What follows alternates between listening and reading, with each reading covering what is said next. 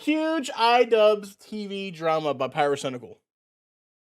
I'm sure many of you have heard the Creator Clash. The original was hosted on May 14th, back in 2022. May 14th being my birthday, I do want to say it was really nice of them to organise an entire event just for my birthday. But in reality, the Creator Clash was actually a charity boxing event with YouTubers and streamers from pretty much all corners of the platform. Now, the main event was meant to be between Idubbz, the content cop himself, and Dr. Mike, who's this huge YouTuber, I think over 10 million subscribers, very big on TikTok as well, and he's an actual doctor. And there were loads of undercard events, for example, Harley from Epic Mealtime. You know, Epic Mealtime, the channel that was huge in like 2015, and they would just put bacon and greasy food on top of absolutely everything. We about to get drunk off pancakes. Another example I can think of is Aaron Hansen from Game Grumps, who is a veteran animator, and he's one of the few people to actually survive the apocalypse on YouTube several years ago when animators all across the platform were being absolutely screwed over. Basically, this was a lineup of a lot of different e-celebs from all corners of the internet. And the funny thing is, the only reason this happened is because back in 2018, when Idubbz made his content cop on Rice Gum,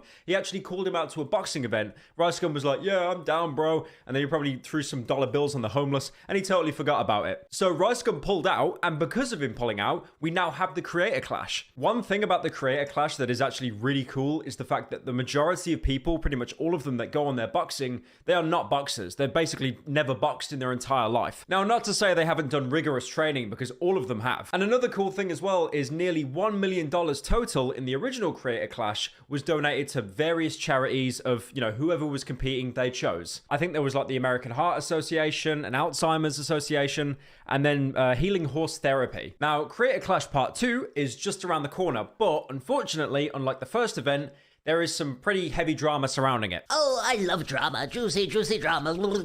Now, this huge world-ending drama started between Fitz and I Did a Thing. If you don't know Fitz, he's a CSGO, like, funny moments YouTuber. I didn't hear about this one. Who picked Office? Fuck you. Who picked? Yeah. Fuck you, JC. You picked Office. I like Office. Shut up, Elena.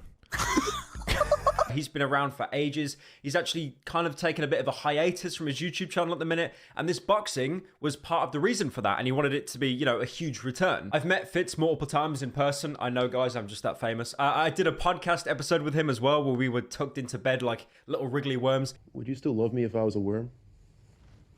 I would. You would? I always love you. If I was a wriggly little worm?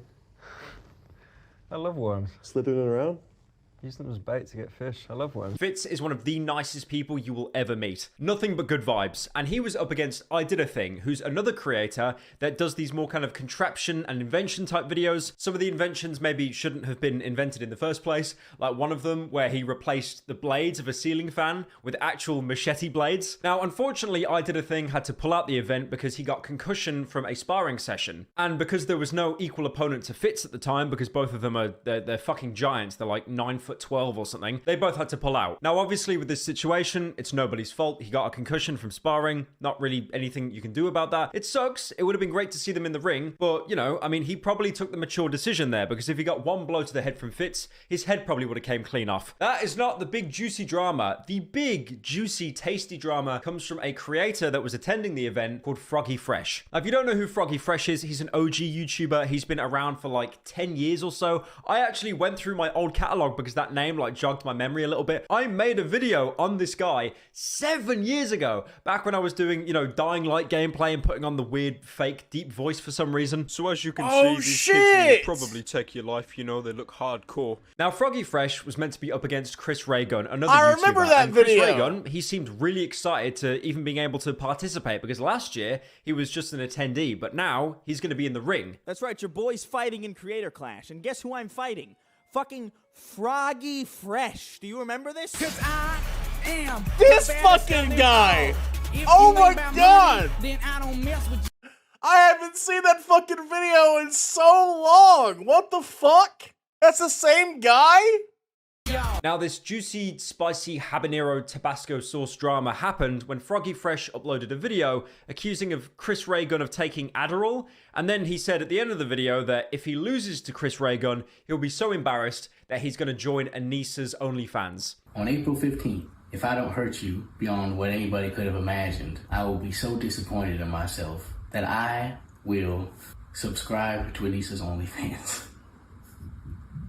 Now, Anissa, if you don't know, is Idubb's wife, and she's basically co-organizing the event with Idubbz. And also, apart from that, there were some images posted of Froggy Fresh training with Sam Hyde. Sam Hyde's a little bit controversial, but it's pretty much all but confirmed that Idubbz and Anissa, they have a huge problem with Sam Hyde. And that was pretty much the straw that broke the camel's back, because the official Creator Clash Twitter account came out and said that they're banning Froggy Fresh and they're going to try and find a replacement for Chris Raygun. The thing is, this explanation came out of absolutely nowhere, and the worst thing is, the tweet itself doesn't really explain the reasoning or why he got banned, but then also the comments on the tweet are disabled, which is just, it's never a good look. And loads of other creators came out to basically say, this kind of sucks. Even Critical, you know, the guy that copies all of my videos, he came out as well just to say that it's really disappointing that he's being banned over like a bad taste Twitter joke. Keep in mind as well, Critical, he is going to be an announcer at the Creator Clash event. He is attending. And then eventually the Creator Clash Twitter account came out with a more lengthy statement, you know, more than just Froggy Fresh is banned, lol. The thing is, as long as this statement seems to be, it still doesn't explain any specifics as to why he was banned. They basically just go on to say there was a code of conduct, and that code of conduct Froggy Fresh broke, and also he might be a danger to like other fighters or fans. And also they tried to reach out to Froggy Fresh to kind of correct this path he'd taken, like he's joining, you know, the dark side of the Sith, but he wouldn't budge. But they do finish off the statement by saying they are still going to give money to Froggy Fresh's chosen charities. For example, the Kids Cancer Foundation and the Nicholas Children's Hospital, both equaling to 100k. The funny thing is though, if you go on this tweet, the top reply is actually Froggy Fresh himself saying,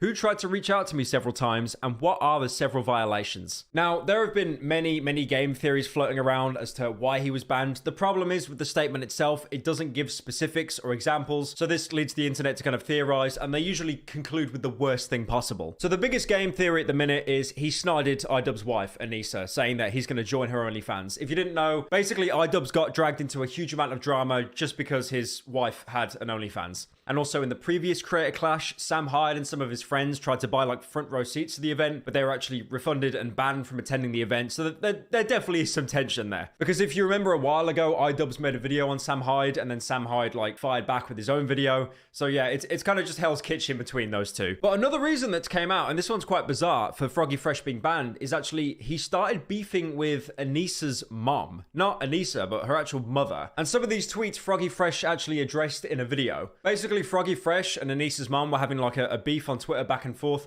and that could have also contributed to him being pulled from the event. First off, when I did hit my head on them monkey bars, yeah, I did get hurt a little bit. But when I got the scan done, they said I was still smart. As far as with that second thing that you said about my privates, you have got to clean up your language. That is not good to be talking like that. And obviously, because it's the internet and any kind of dirty laundry you air, everyone gets involved. Gideon actually came out and said that he will donate 100,000 to the Creator Clash charities if Froggy Fresh gets added back onto the team. Gideon, if you don't know, is the guy who's trying to force the what the heck meme at the minute. I see that shit everywhere, man. Get out my replies. What the heck?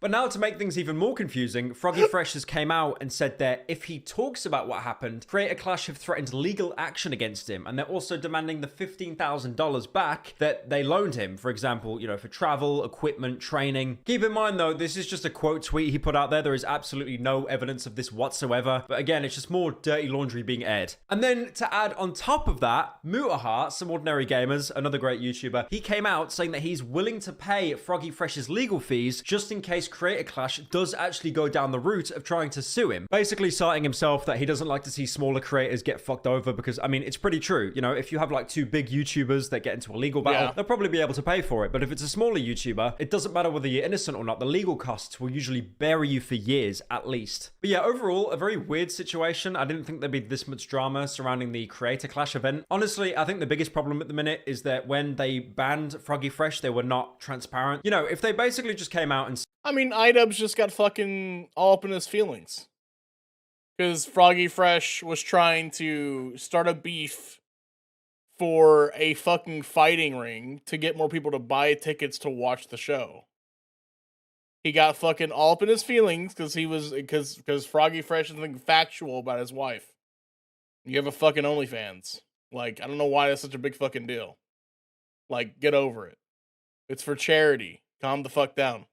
Said, we don't like the fact that he was sniding Anissa. I'm pretty sure all the haters would have just been like, ha, coward. coward. And then people would have just moved on. But the problem is, by not being clear about it, it's just going to lead to endless speculating, which, if anything, is going to fuel the fire of the people that have a real hate boner towards Anissa and Idubbz. So yeah, that's pretty much it. The 9 o'clock news for drama. I will be attending the Creator Clash next year, where I'll be fighting every single person at the ring at the same time. Alright, well, that's it.